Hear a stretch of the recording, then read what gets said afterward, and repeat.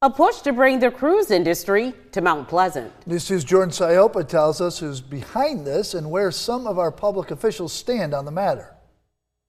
Well, picture this, cruise ship sailing in and out of Patriots Point in Mount Pleasant. It's something one town councilman is looking into, but the mayor says it's not happening. There's a new effort to sail cruise ships out of Mount Pleasant. According to Mayor Will Haney and Town Councilwoman Guangming Whitley, the cruise industry is paying a lobbyist to push to bring the cruises to Patriots Point. Councilwoman Whitley says they are proposing to build a 30,000 square foot terminal and a 1,200 car parking garage, something she is opposed to. Mayor Haney is joining her on this stance. The people that are pushing this have no interest in this land. They have no leasehold stake in this land. And I think what's offensive about this is they are trying to push an issue on the town about land that they have no right to be pushing this issue on. The mayor says state law doesn't even allow for ships of this kind at Patriots Point. They also pointed to traffic as another potential downfall to this idea.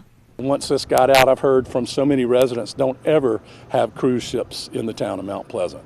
Councilman Gary Santos has a different take. The benefit is it'll create more jobs for people in Mount Pleasant, definitely, and it'll create revenue for the Medal of Honor Museum and the Yorktown and the businesses over there.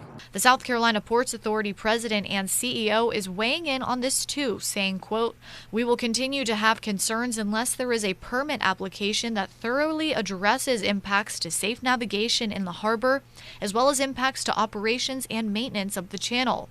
We encourage those pursuing this to gauge support of Mount Pleasant, as that is a critical component." While this idea has yet to appear on a town agenda and will likely come across many obstacles if it does, Santos says he wants to hear from the people of Mount Pleasant. We need to put that out there and let the citizens decide what they want to do. Meanwhile, across the river, the cruising industry in Charleston is shifting. Next year, the contract between the South Carolina Ports Authority and the Carnival Cruise Line will come to an end. Reporting in Mount Pleasant, I'm Jordan Siopa. Count on 2.